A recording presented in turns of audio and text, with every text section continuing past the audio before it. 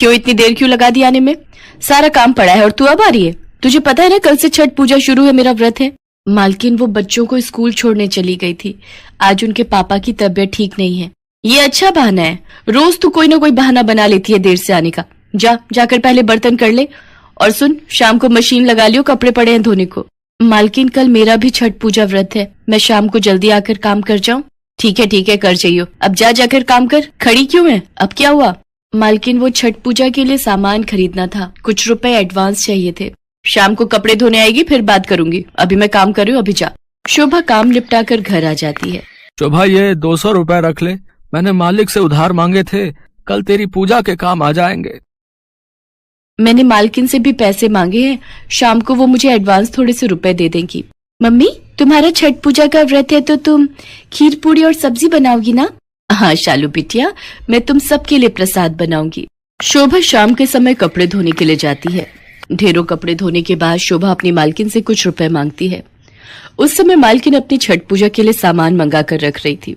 रामदीन, ये पूजा का सारा सामान रसोई में रख दे। फल, मेवा, बांस की टोकरी और भी सारा सामान जो भी छठ पूजा का है बिल्कुल तरीके से रसोई में रखना। सुषमा, और कुछ मंगाना है तो बता दो, मैं बाजार जा रहा हूँ, लेता आऊंगा। मालकिन वो कपड़े धुल गए थे, वो सुबह मैंने आपसे कहा था कुछ रुपए एडवांस के दे देती, मुझे पूजा के लिए सामान लेना है। अभी रुक जा, देख नहीं रही है काम कर रही हूँ, थोड़ी देर इंतजार कर।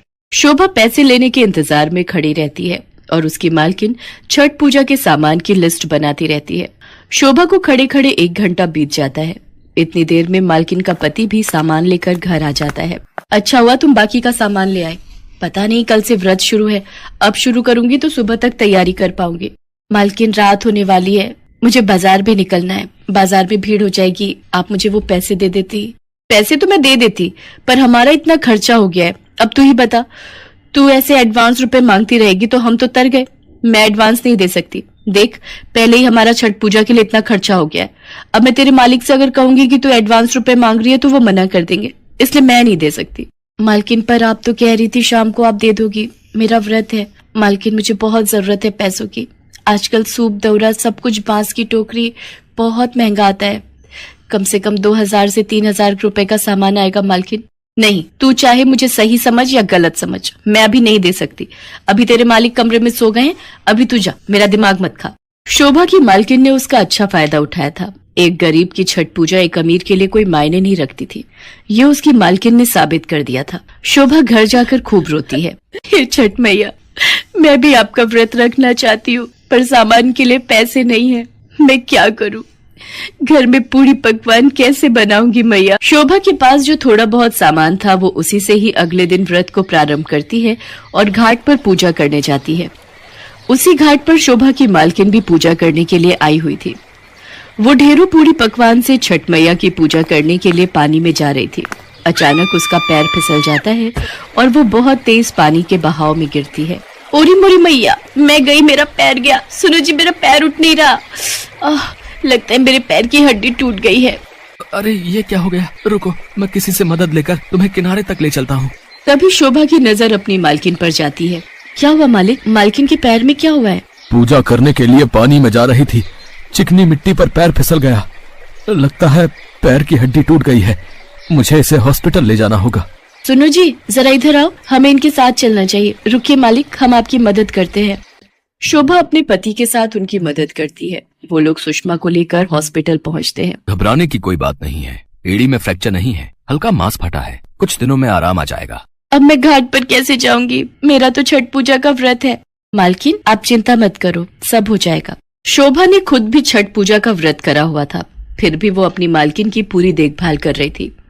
उसने अपने घर के साथ साथ मालकिन के घर को भी संभाल लिया। उनके दोनों बच्चों को समय पर खाना बना कर देना, मालिक को भी समय पर चाय नाश्ता देना, सब कुछ शोभा ही कर रही थी। मालिक, मालकिन को व्हीलचेयर पर घाट के पास बैठा देंगे आप? मालकिन की जगह घाट पर पूजा कर लेना, मैं आपको पूजा की विधि बताती जाऊंगी। ठीक है शोभा, मैं सुषमा का हाथ लगवा कर पूजा कर लूंगा। अगले 2 दिन तक शोभा सुषमा और मालिक के साथ गाड़ी में घाट पर जाती और मालकिन व्हीलचेयर पर बैठकर सारी पूजा पाठ को देखती थी। मालकिन, आराम से, आप मेरा हाथ पकड़ लो, आपको चलने में परेशानी नहीं होगी। शुक्र है छठी मैया का, आपके पैर की हड्डी में कुछ नहीं हुआ। देखना छठ मैया के आशीर्वाद से आप 2-3 दिन में ही ठीक हो जाओगे। मैंने शोभा के साथ कितना गलत किया, पर आज वो मेरी इतनी सेवा कर रही है। छठ मैया मुझे क्षमा करना, मैंने एक गरीब का दिल दुखाया है। सुषमा को याद आता है कि किस तरह जब शोभा छठ पूजा के लिए उससे रुपए मांग रही थी तो उसने बर्ताव किया था। सुषमा छठ मैया से माफी मांगती है और छठ मैया के आशीर्वाद से 1-2 दिन में ही सुषमा का पैर बिल्कुल ठीक हो जाता है। शोभा, छठ मैया का व्रत इतने अच्छे से पूर्ण हो गया। तुमने मेरी बहुत सेवा की।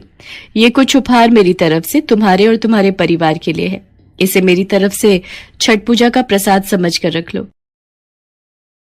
शुक्रिया मालकिन, अपना ध्यान रखना और किसी भी चीज की जरूरत हो तो आप मुझे फोन कर देना। सुषमा, ये तुमने बहुत अच्छा किया कि शोभा को उपहार के साथ साथ लिफाफे में नगद रुपए भी रख दिए, उसके काम आएंगे। आपको पता है मैं कितनी बड़ी गलती कर रही थी। इंसान चाहे अमीर हो या गरीब, भगवान की नजरों में तो एक समान है। छठ मैया के व्रत और पूजन को मैंने सिर्फ अपने लिए ही महत्व दिया। मैंने उस बेचारी गरीब की परेशानी नहीं देखी, पर अब से मैं ऐसा कभी नहीं करूंगी। मैंने अपने आप से वादा किया है। शोभा घर जाकर देखती है उसकी मालकिन ने उसे छठ पूजा के लिए उपहार में 5100 रुपए का लिफाफा दिया था। शायद शोभा को उस समय इन रुपयों की बहुत जरूरत थी, इसलिए वे रुपए देखकर शोभा के चेहरे पर अजीब सी शांति आ जाती है और वो इन सब के लिए छठ मैया को धन्यवाद करती है।